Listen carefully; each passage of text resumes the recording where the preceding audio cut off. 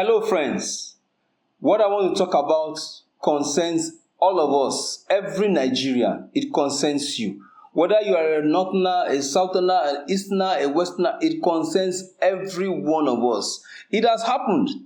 Now, some of us saw it coming and it has come. And if nothing is done about this thing, if we don't all rise up to do something about this, we are not going to have any Nigeria to call our own. Now, a law has been put in place by the Supreme Court of Nigeria that the Fulani terrorists have the right, have the power, have this legal support of the Nigerian legal system to go into anybody's land, ravage your farmland, destroy your products, and kill whoever they want to kill there. And in the process of defending yourself, you kill the Fulani man, you will have to be sentenced to death by hanging. That is the official law in Nigeria now. And this manifested in the case of a young farmer from Adamawa State called Sunday Jackson, who was in his farm doing his thing, farming, trying to provide for his survival, for his community, and contributing to the agricultural survival of Nigeria. In the process, the Fulani herdsman came in with his cows and they began to ravage his farm. Sunday Jackson challenged the Fulani herdsman, and the Fulani herdsman, in their usual characteristic manner, attacked Sunday Jackson, stabbed him in the leg. Sunday Jackson tried to run, probably to call for help or something, but he was incapacitated because he was stabbed in the leg. The Fulani man pursued him, caught up with him, stabbed him in the back, stabbed him on the head, and was about to stab him to death. Sunday Jackson found himself in a situation where he had to fight for his survival. He had to defend himself, and a fight ensued, a struggle ensued, and in the process, Sunday Jackson was able to retrieve the knife from the Fulani terrorists and stab the idiot to death. Now, Sunday Jackson was arrested, charged to court in Adamawa State for murder, and the case was judged as murder. And the case continued to be appealed until it got to the Supreme Court. Now, recently, the Supreme Court has passed its own judgment, upholding the judgment of the lower court, sentencing Sunday Jackson to death. Now it's left for the governor of Adamawa State to sign the death warrant. Sunday Jackson is just a poor farmer. Because he is not a popular person, because his father is not a big man, nobody is really hearing about this case. Luckily, a human rights lawyer based in the US heard about the judgment, and they came into Nigeria and they came into this matter. They brought it to Arise News, and that is how we heard about it. And since this thing came up on Arise News, we have not heard any strong voice, people with big platform, Khan, PFN, people like Pastor E. Adeboye, Paul Adefarasi, Paul Eneche, Prophet Isa Elebuba. We've not heard their voices on this matter. The big social media influencers with large numbers, people like Very Dark Man, Gege, Saija Bodge, all those, we've not heard their voices on this matter. And I'm calling on you to lend your voices on this matter. So please, I'm going to show you a video now. Watch the video to the end, and I will come and talk about this thing. After I'm going to play a video. I want you to watch this video to the end. Then I will come back and talk about this. Because this Fulani jihad that is going on, started by Uthman Danfodio, the jihad has not ended. It's still ongoing. This thing has a religious dimension. It has a socio-political dimension. It has a spiritual dimension, which I will talk about when we come back. But please watch this video to the end. I'll be back. Gentlemen, thank you very much indeed for coming in. Let me start with you, Emmanuel. Just briefly give us the background to this case and what led to Sunday Jackson ending up on death row. Yes, so this is really a sad day, I think, for Nigerians and their rights to self-defense. Nigerians already have to provide their own security, electricity, infrastructure, and now they can't even defend themselves without being sentenced to death. And I think all of us should be very alarmed by this very unfortunate precedent. Mm-hmm. And the case is so clear because this man retrieved the knife of his attacker. So it wasn't his own knife. But one thing that really stands out to me is, I was talking to my dentist today about this, and a dentist said to me, what happened to the charge of manslaughter? Mm-hmm. Because at the very worst, if he had to be charged with something, it would be manslaughter. He did not know that chap before that day. He couldn't have premeditated this. And I believe that this is one of those cases that when it was brought by the police to the DPP, the Director of Public Prosecution, the DPP's advice should have killed this case. This man has no case to answer.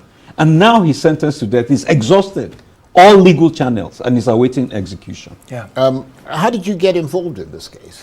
Yeah, well, Barrister Emmanuel and I have been working for a number of years here in Nigeria on human rights issues, and this is a sad day, Charles, for human rights in Nigeria. Sunday Jackson, and I'm not a lawyer, I'm a human rights advocate. Sunday Jackson, by anyone's estimation, is totally innocent. And the issue where this man was out farming, minding his own business, and then the attacker came and a struggle ensued. And of course, this man is going to defend himself. That's why we call it self-defense. And yet today, we were at the Nigerian Supreme Court, and it was very brief. It was only about maybe 2 minutes long. And we just wept at the failure of the Nigerian Supreme Court. What are the international dimensions of this case? Well, the international dimensions are Open Doors, which is a human rights organization, has recounted that there have been thousands of killings of Christians by Fulanis. And so as a human rights advocate and as a pastor, I'm here to advocate for this man who is totally innocent. So it has international implications. The eyes of human rights advocates are now on Nigeria. Like, how could this happen? How could this possibly happen? By anyone's estimation, as Barrister said earlier, manslaughter at least, because murder one that he's being convicted of and may face hanging if we can't get clemency for him, it has to be premeditated. So what justice on the Nigerian Supreme Court, that didn't pop up and say to him or her, this is a case of self-defense and this man is totally innocent. So we encourage people to continue to pray for Sunday Jackson and his innocence. Now, we need to understand that this is not just about Sunday Jackson. When the Supreme Court passes a judgment, it's a judgment not only for that case, it becomes a law of the land, and it also becomes a precedence for future cases, for future references. That means if Sunday Jackson is eventually killed on this matter, in future it becomes a practice that whosoever defends himself against the attack of Fulani herdsmen will have to be killed. In the year 2019, they came into Akwa Ibom State, somewhere very close to my hometown. They came to Mkpareni local government and killed Friday Eto. Friday Eto was on his farm in a similar situation, but he was killed and he died on the spot. What did the governor of Akwa Ibom State, then Udomi Manwe, say? Udomi Manwe said, oh, these Fulani herdsmen should not try our patience. And that was all he had to say. And all over the country, this thing has been happening. Let's just take a little example of that. These farmlands, spanning about 25 acres, used to be filled with rice, ready to be harvested and sold. But that will no more happen, as herds of cattle, allegedly led by some suspected Fulanis, marched into Bola Fashade's farm, eating up all her labor. I spent about 800,000 naira. I borrowed money here and there. I came on Sunday. On Monday, when I saw many cattle eating my rice. There is nothing I can do. She's not the only farmer with this bitter experience. Dele Banjo, another rice farmer in Songbe village, says he was attacked and chased out of his farm while harvesting his rice. When they came to my farm the day before yesterday, I told them that you should allow me to finish the harvesting. They said, no. I said, I'm the owner of the farm. They said, in fact, he has prepared to fight against me. So the Fulani herdsmen have been rampaging farmlands all over Nigeria. That is one case. But for the Supreme Court to now give them backing, to now give them support, to now give them a full go-ahead, and to render Nigerians incapable of defending themselves is a different ball game entirely. This thing concerns all of us. Can, it concerns you. PFN, Pastor Adeboye, Bishop Oyedepo, people with large platforms, we need to lend our voices to ensure that Sunday Jackson is not killed on account of this matter. And I'm calling on social media influencers, bloggers also, people like Very Dark Man, D1, Saidabod, Blessing CEO, Brother Mike, Gege, you have farm now according to your content. You have farm that was given to you by your ancestors. If Fulani headsmen come there, then you will know that this matter is your matter. Okay, it has a political dimension, it has a spiritual dimension, it has a religious dimension. In every state of Nigeria, we have a branch of the Miyetti Allah Cattle Breeders Association. Now, what is the meaning of Miyetti Allah? Miyetti Allah simply means we are grateful to Allah.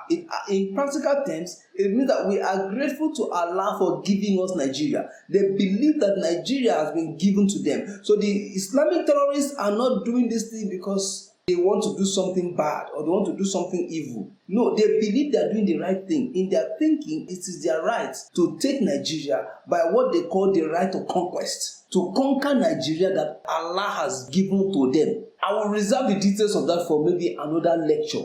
But right now, a very important aspect of fighting against this terrorism is to ensure that we all raise our voices to make sure that Sunday Jackson is not killed on account of this matter. Thank you very much.